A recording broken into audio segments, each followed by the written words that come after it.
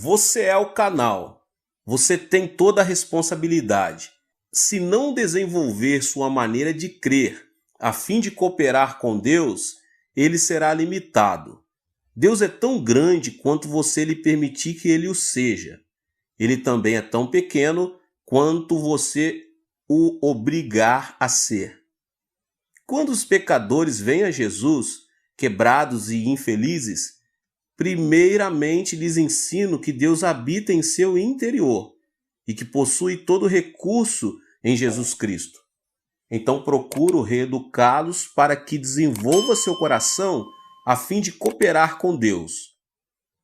Todos, sem exceção, partem com nova fé e levam uma vida milagrosa e vitoriosa.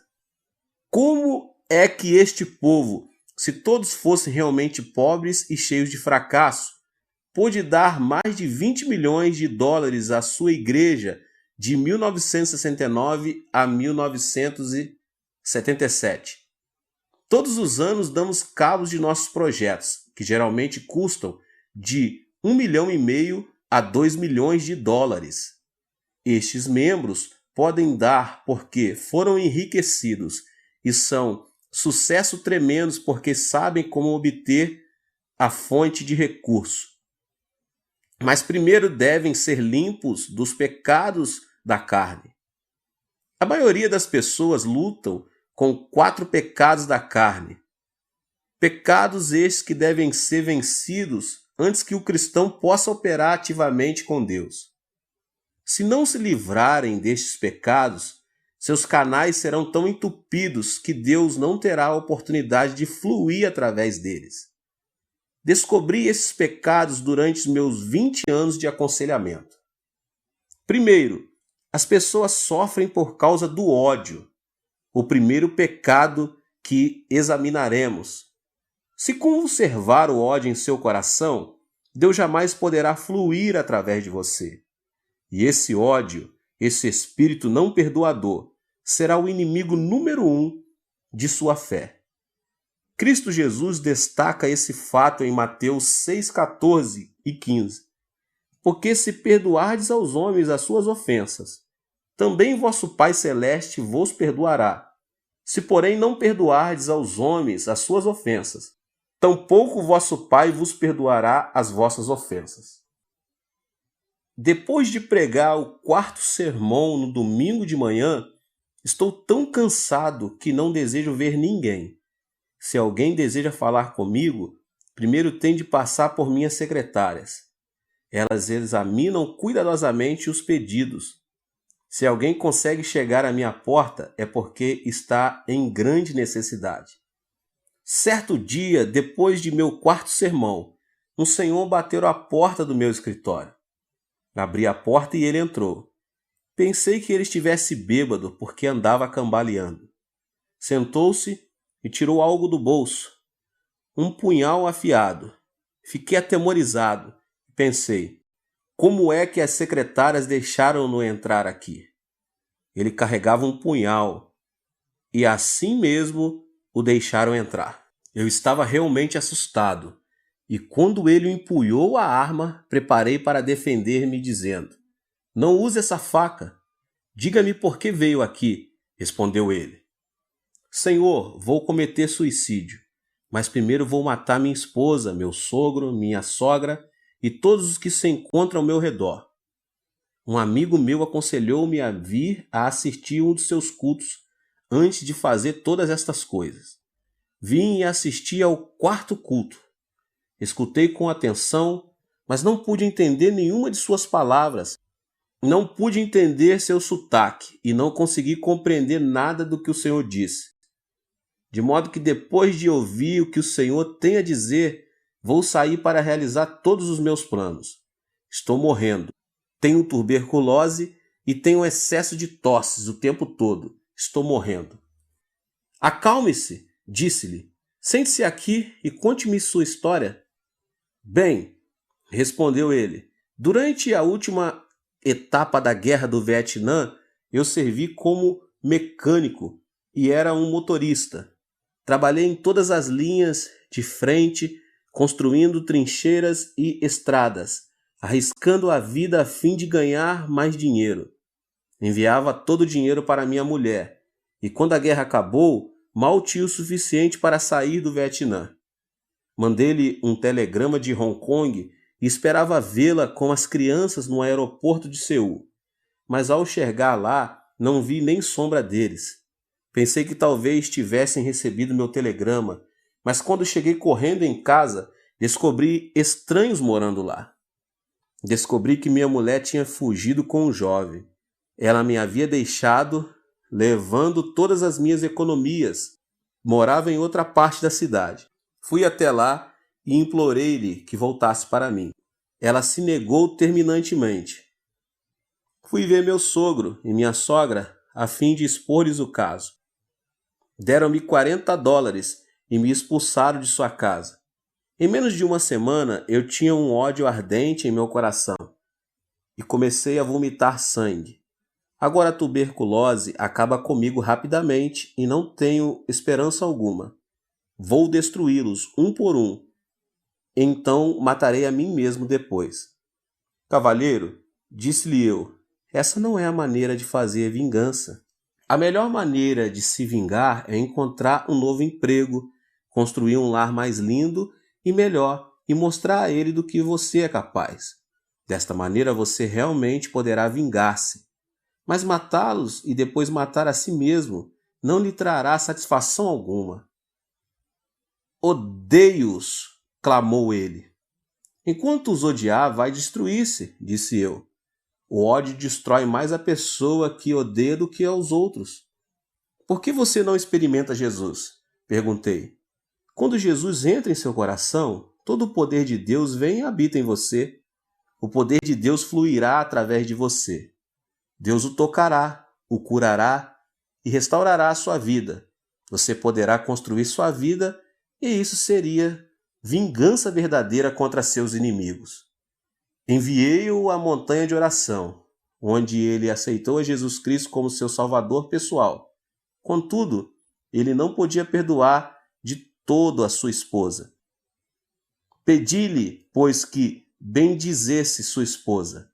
A melhor maneira de perdoar sua esposa é bendizê-la.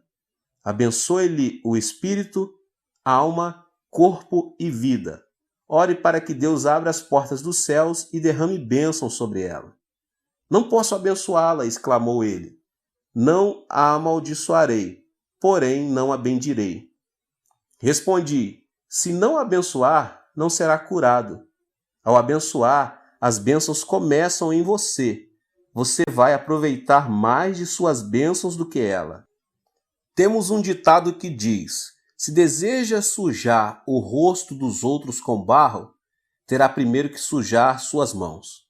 De modo que, se amaldiçoar sua mulher, a maldição primeiro tem que sair de sua boca e você será amaldiçoado primeiro. Mas se abençoar sua esposa, a palavra de bênção procederá de seu coração, saindo-lhe pela boca e você será abençoado primeiro. Assim sendo, vá em frente e bendiga-lhe. Ele começou a abençoá-la, a princípio por entre os dentes, e orou. Ó Deus, abençoa minha mulher, abençoa e dá-lhe a salvação. Ó Deus, dá-lhe a bênção. Ele continuou a bendizer-lhe e em menos de um mês foi completamente curado da tuberculose e sua vida foi transformada. O poder de Deus começou a emanar dele e sua face brilhava. Ao encontrá-lo um mês mais tarde, ele exclamou excitadamente, ó Pastor Cho, regozije-me no Senhor. Louvo a Deus porque agora realmente aprecio de verdade a minha esposa. Foi por ela ter me deixado que encontrei Jesus. Oro por ela todos os dias. Renovei minha licença para dirigir tratores. Tenho um novo emprego. Estou construindo um novo lar e espero que minha esposa volte para mim. Este homem louvava ao Senhor. Ele construía sua vida através do poder de Deus que tinha começado a emanar de sua vida. Ele estava curado de espírito e corpo. Se não se livrar de seu ódio, não poderá entrar em contato com o Senhor. Quando você sair a pregar o Evangelho, deve ajudar as pessoas a compreender isto. Certo dia, uma professora veio ver-me. Ela era a diretora de uma escola e sofria de artrite. Tinha ido a todos os hospitais, mas não tinha sido curada. Impus as mãos sobre ela, orei e repreendi a doença. Gritei, fiz tudo o que podia, mas Deus não a tocou. Muitas pessoas tinham sido curadas na igreja, mas a despeito de tudo, ela não era curada. Afinal, comecei a desistir. Mas certo dia o Espírito Santo me disse: não grite, ore e repreenda. Não posso fluir através dela, porque ela odeia o ex-marido. Eu sabia que ela se tinha divorciado 10 anos antes. Então, enquanto ela estava sentada à minha frente, eu disse: irmã, por favor, divorcie-se do seu marido. Ela olhou para mim e disse: pastor, o que o senhor quer dizer com divorciar-se de meu marido? Nós estamos divorciados há mais de 10 anos. Não, não, não, estou, respondi-lhe. Oh, sim, insistiu ela. Sim, respondi, é claro que estão, legalmente. Mas mentalmente você nunca se divorciou dele. Você o amaldiçoa todas as manhãs. Todos os dias você o amaldiçoa e odeia. Em sua imaginação, nunca se divorciou do seu marido. Em sua mente ainda vive com ele. E esse ódio está lhe destruindo e secando-lhe os ossos. Por causa disto, sua artrite não tem cura. Médico algum pode curá-la. Retorquiu ela. Mas ele causou-me tanto prejuízo. Quando me casei com ele, ele nunca arrumou um emprego. Esbanjou todo o meu dinheiro, destruiu minha vida e depois foi viver com outra mulher. Como é que posso amá-lo? Respondi. Amá-lo ou não é problema seu. Mas se não o amar, morrerá de artrite. A artrite somente será curada pelo poder de Deus. O poder de Deus jamais cairá do céu como um meteoro a fim de tocá-la e curá-la. Não, continuei. Deus habita dentro de você. Ele vai emanar de seu interior e curá-la. Mas seu ódio impede o fluxo do poder de Deus. Por favor, comece a bendizer seu marido. Bendiga seu inimigo e faça bem a ele. Então aprenderá a amá-lo e criar um canal pelo qual o Espírito de Deus vai fluir e tocá-la. Ela tinha o mesmo problema do homem que sofria de tuberculose. Chorando, ela disse: não posso amá-lo. Pastor, por favor, perdoa-me. Não o odiarei, mas não o amarei. Você não pode parar de odiá-lo senão o amar, respondi. Veja seu marido através da imaginação. Toque-lhe e diga-lhe que o ama e o abençoe. Uma vez mais, ela relutava, de modo que fiz uma oração por ela. Ela chorava mordendo os dentes, mas afinal começou a sentir amor por ele e, orando, pediu a Deus que o abençoasse, que o salvasse e que lhe desse todas as boas coisas. O poder de Deus começou a fluir através dela e ela foi tocada. Em menos de 3 meses foi libertada da sua artrite. Sim, Deus habita em você, mas se você não se livrar do ódio, esse inimigo, o poder de Deus não poderá fluir por seu intermédio. Muitas pessoas vivem o temor. É nossa responsabilidade como cristãos ajudar essas pessoas a livrar-se deste medo, o segundo pecado neste grupo de 4 que estamos falando. Também já sofri de tuberculose. Sofri de tuberculose porque estava constantemente vivendo sob o temor da tuberculose. Na escola secundária, eu tinha uma aula na qual devia lidar com garrafas de álcool, com ossos e intestinos humanos. A simples vista dessas garrafas enchia-me de pavor. Certa manhã, o professor de biologia falava sobre a tuberculose. Naquela época não havia remédios miraculosos, e o professor disse que se contraísse tuberculose estaríamos perdidos, e nossos intestinos teriam a aparência do que estávamos naquelas garrafas, para o resto de nossa vida. Falou dos perigos da tuberculose e no final da aula disse: Há pessoas que nascem com tendência para a tuberculose. Homens com ombros estreitos e pescoços compridos são mais propensos a contrair tuberculose. Todos os alunos começaram a esticar os pescoços e a medi-los como se fossem cegonhas. Olhando para os meus companheiros, vi que eu tinha o pescoço mais comprido de todos.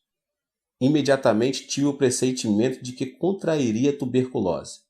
O temor oprimia-me o coração. Quando cheguei em casa, olhei no espelho, medi o pescoço a tarde toda. O temor invadiu-me e comecei a viver sobre agudo temor da doença. Quando completei 18 anos de idade, sofri de tuberculose.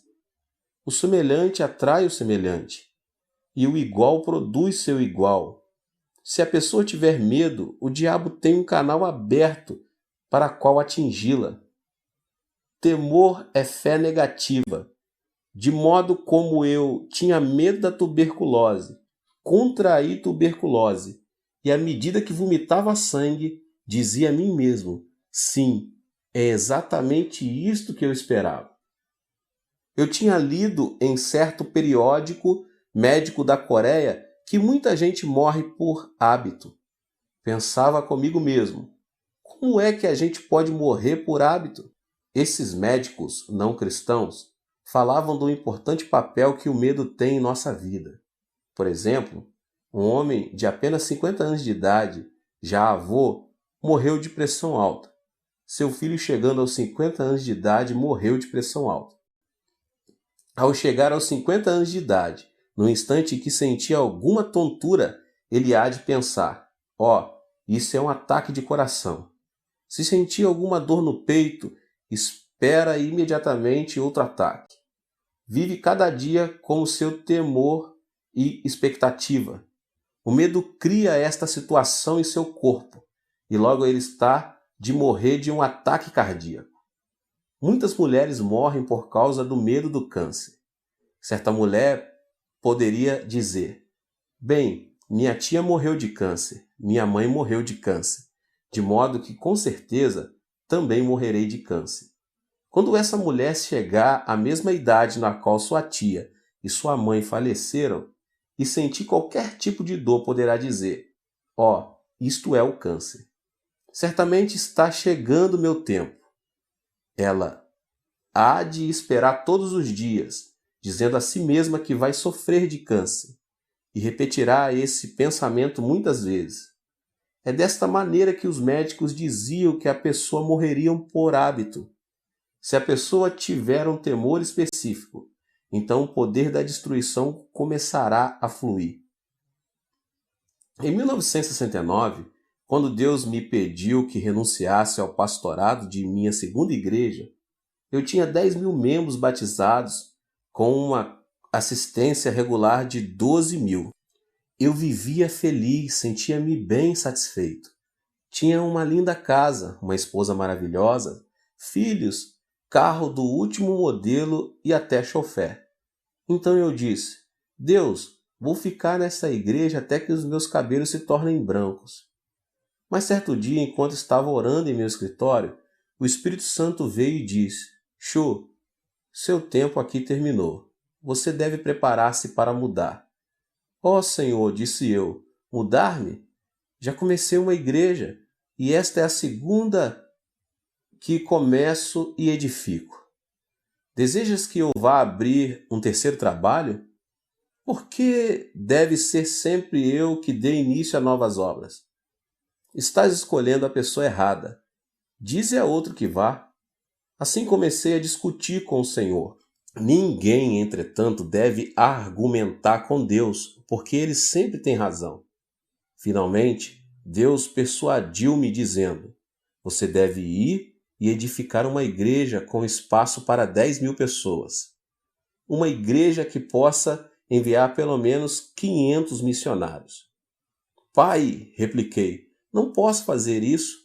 Tenho pavor mortal de edificar uma igreja desse tamanho. Mas Deus disse: não. Disse-lhe que vá e você tem que ir.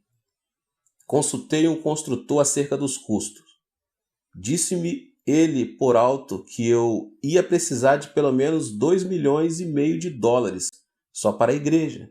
Para o terreno precisava de outro 500 mil e para o terreno contíguo a fim de construir o complexo de apartamentos outros 2 milhões. Um total de não menos 5 milhões de dólares. Perguntou-me quanto dinheiro eu tinha. Disse-lhe que possuía 2.500 dólares. Ele olhou para mim espantado, sacudiu a cabeça e não disse nada. Então fui a uma reunião dos anciões da igreja e contei-lhes o plano. Certo ancião disse: Pastor, quanto dinheiro o senhor vai conseguir nos Estados Unidos? Nenhum centavo, disse-lhe eu. Disseram: O senhor é um bom homem, um ministro genuíno, mas não é homem de negócios. Não é assim que se constrói uma igreja em um complexo de apartamentos. Então reuni meus 600 diáconos.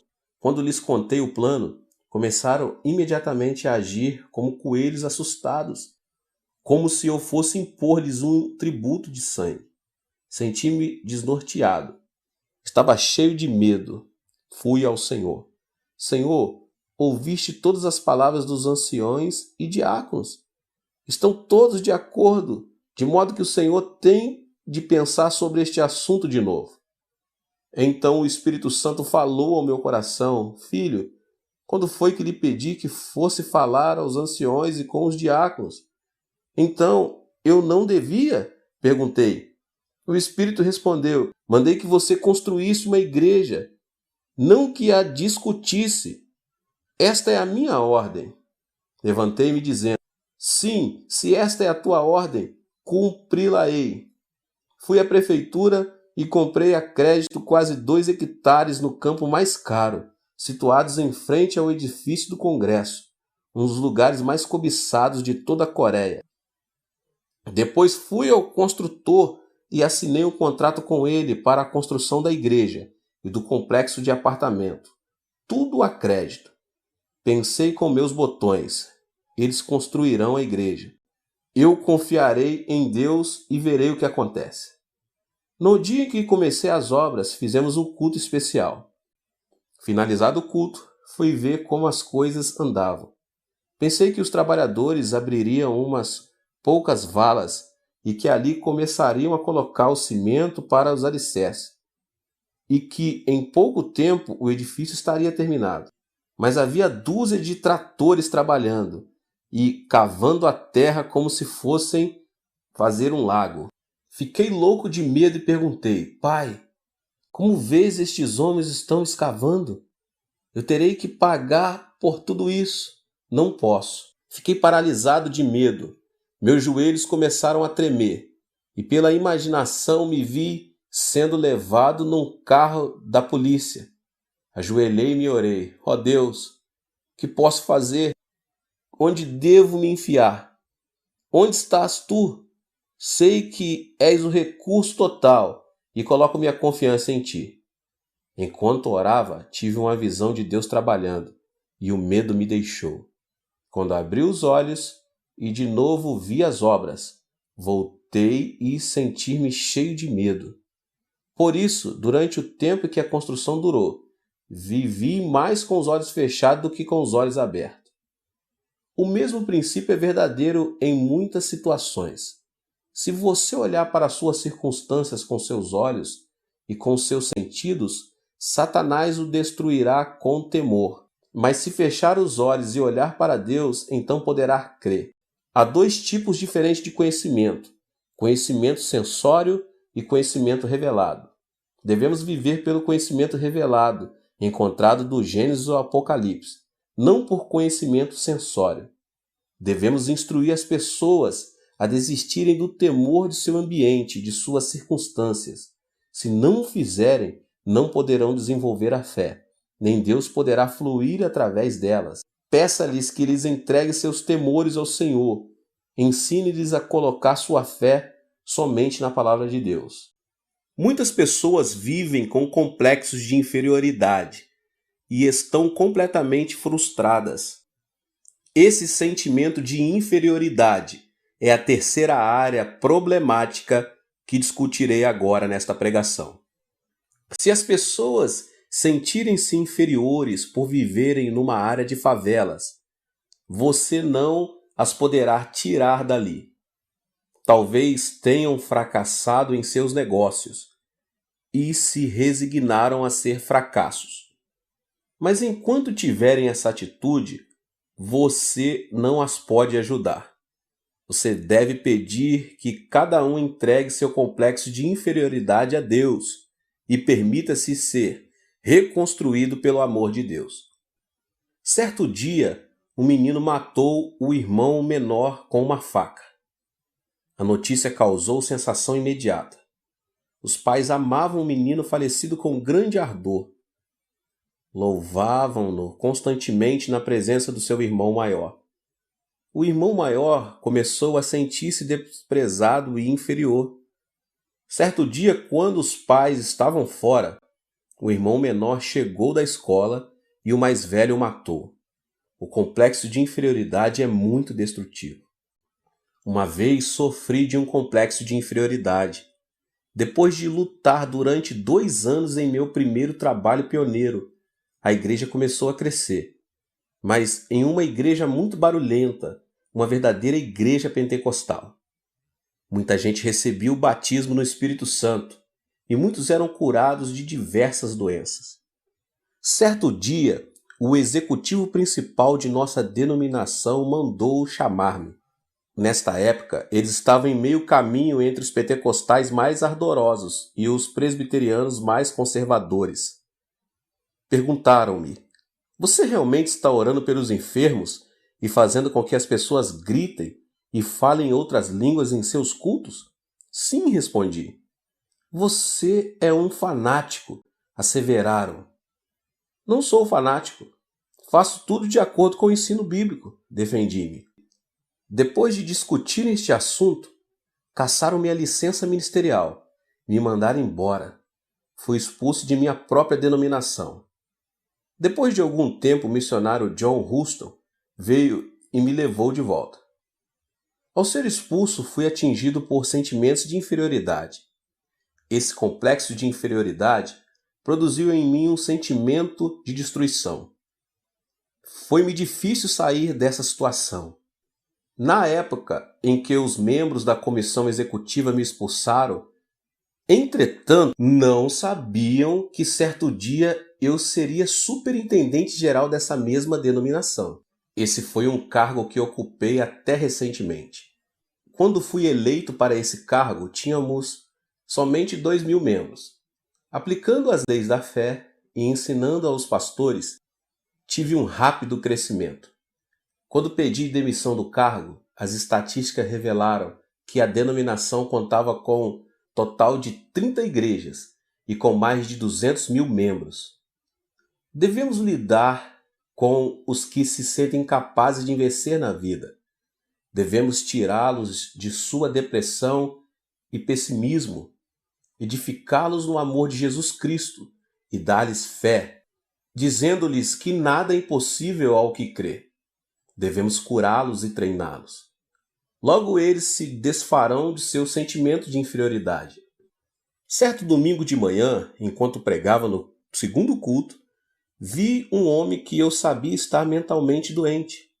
Ele foi trazido com os pés e mãos amarrados.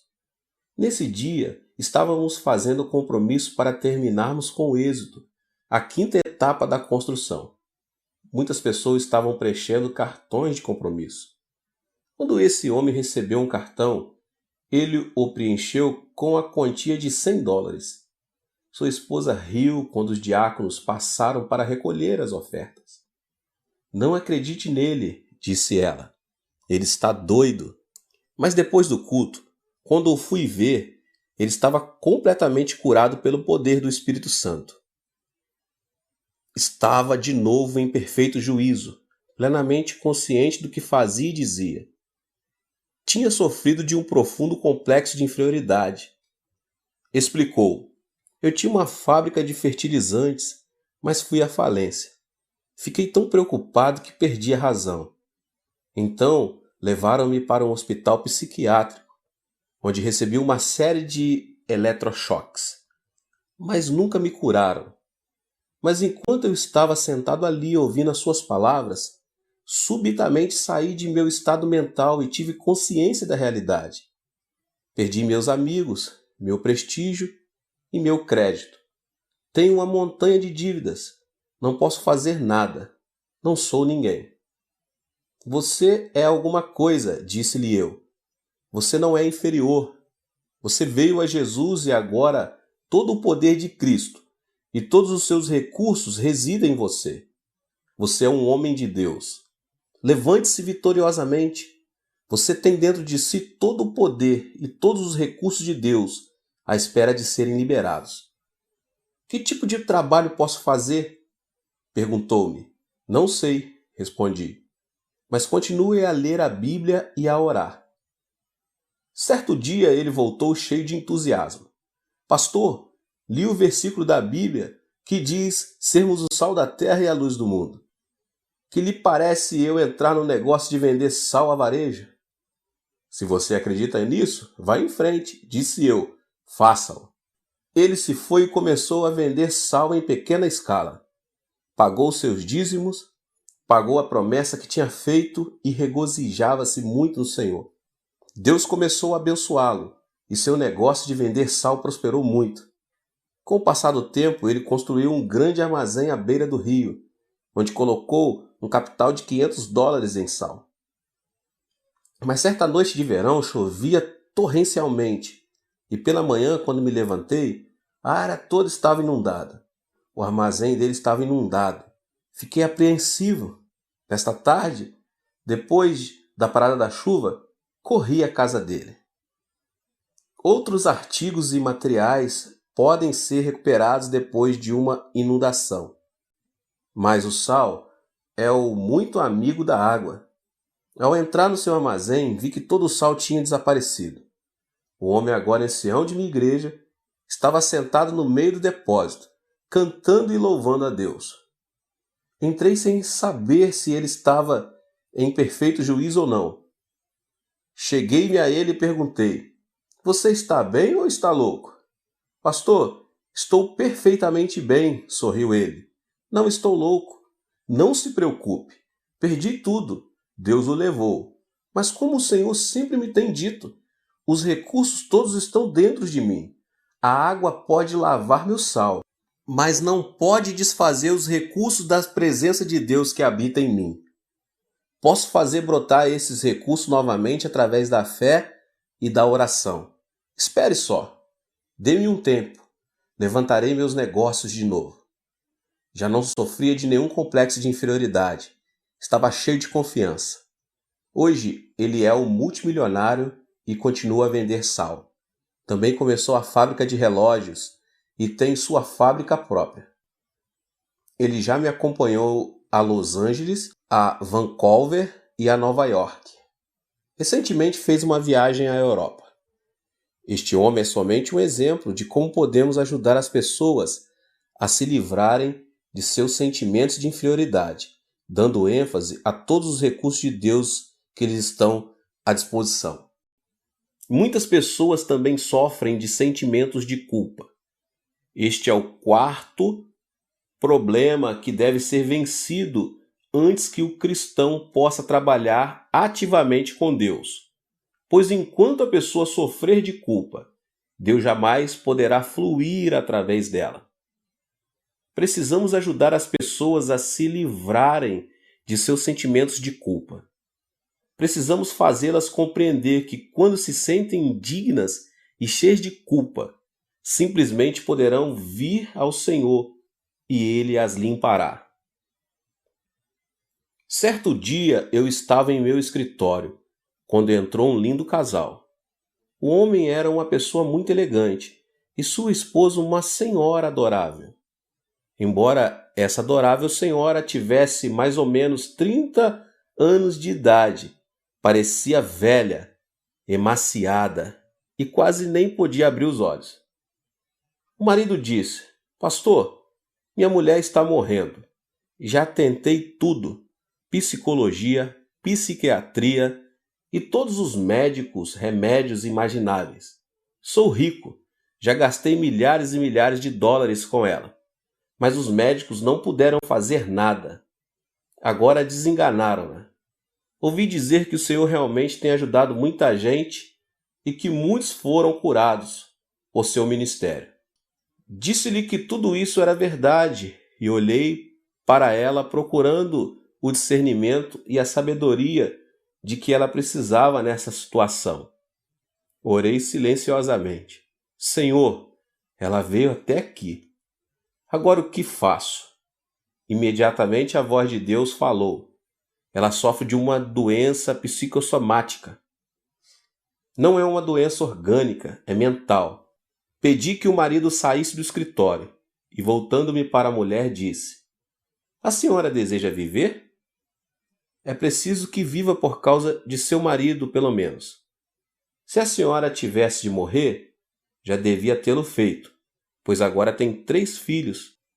Se morrer agora, deixando os filhos para o seu marido cuidar, realmente atrapalhará a vida dele.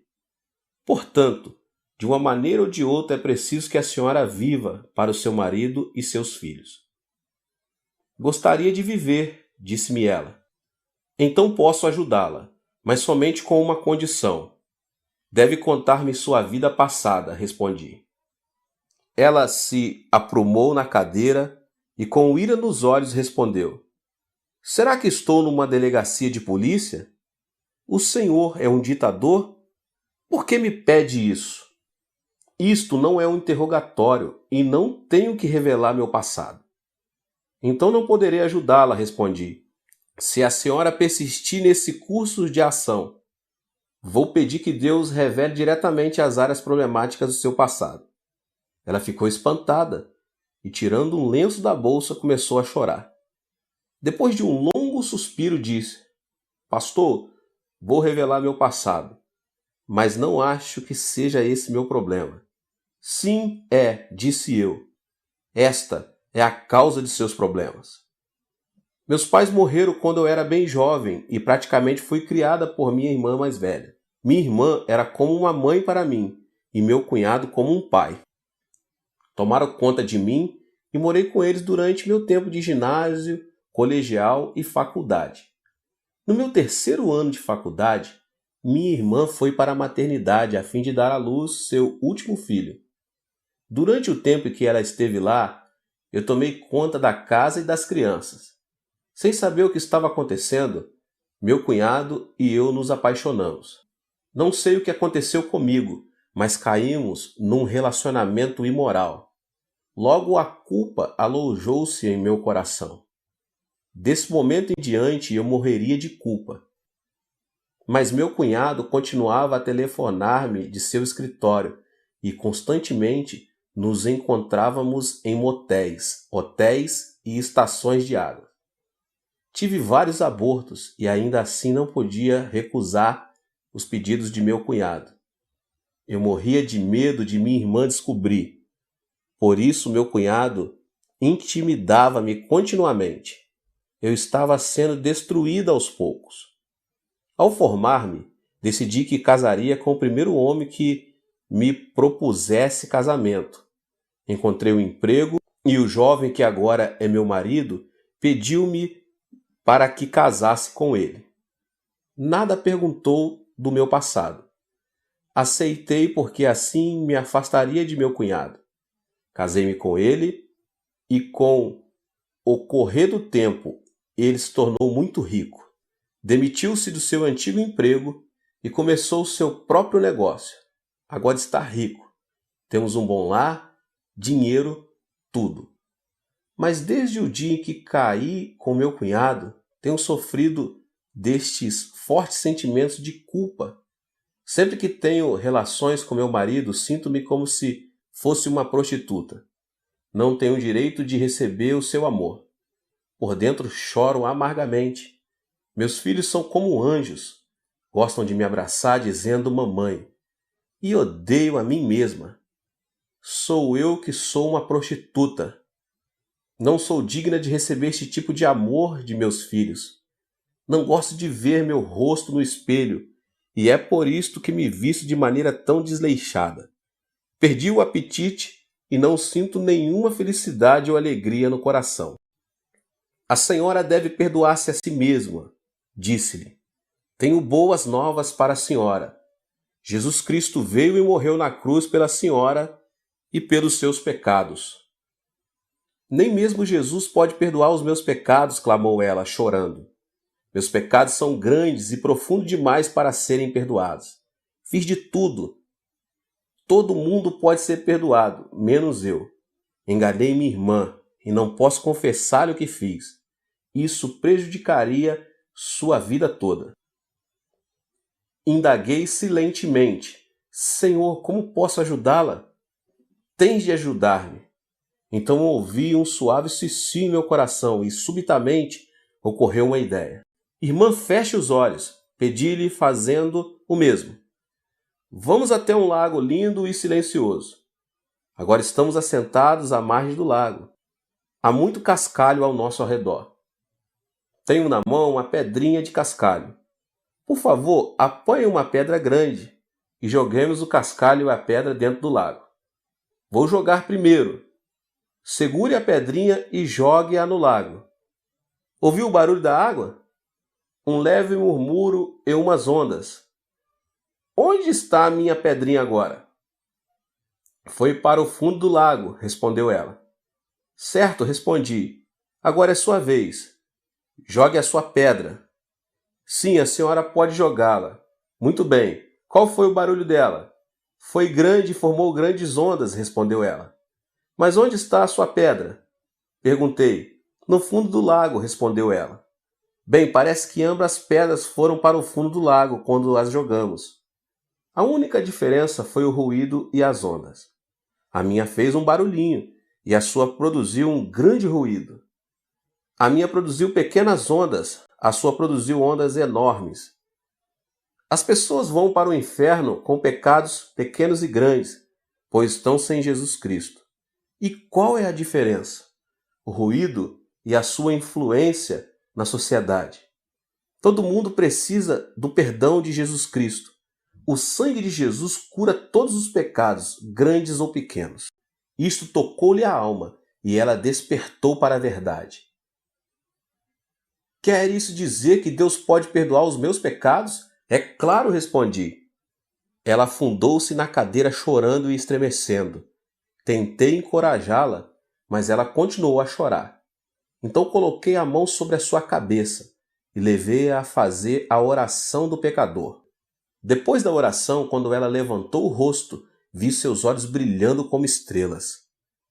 De sua face começou a irradiar glória. Ela levantou-se exclamando, Pastor, estou salva. Todos os meus fardos foram desfeitos. Comecei a cantar e ela a dançar. Até este momento ela nunca tinha dançado de alegria perante o Senhor, mas neste dia ela pulava e dançava fazendo barulho que o marido escutou e correu para ver o que se passava em meu escritório. Ao vê-lo, ela correu para ele e abraçou com força. Ela nunca tinha feito isso antes e seu marido estava assombrado. Perguntou, o que o Senhor fez com ela? Deus realizou um milagre, respondi alegremente. E voltando-me para a esposa, disse, deve entregar todo o seu coração ao Senhor. Ele fez grandes coisas por você. Em breve, ela tinha livrado totalmente o seu sentimento de culpa. O poder de Deus emanou do seu interior e ela foi curada por completo. Esse casal agora é de minha igreja e sempre que olho para o rosto dessa senhora, não posso deixar de pensar no amor de Jesus Cristo. Agora ela não tem doença alguma, foi completamente curada. Ao soltar seu sentimento de culpa, o poder de Deus pôde fluir. Irmãos e irmãs, em Cristo, neste instante, vocês têm todo o poder de Deus dentro de vocês. Podem recorrer a esse poder por seus gastos, suas roupas, seus livros, sua saúde, seu negócio, finanças, estudos e tudo. Quando saírem para pregar o Evangelho, não estarão pregando um objetivo vago, uma teoria, uma filosofia ou uma religião humana.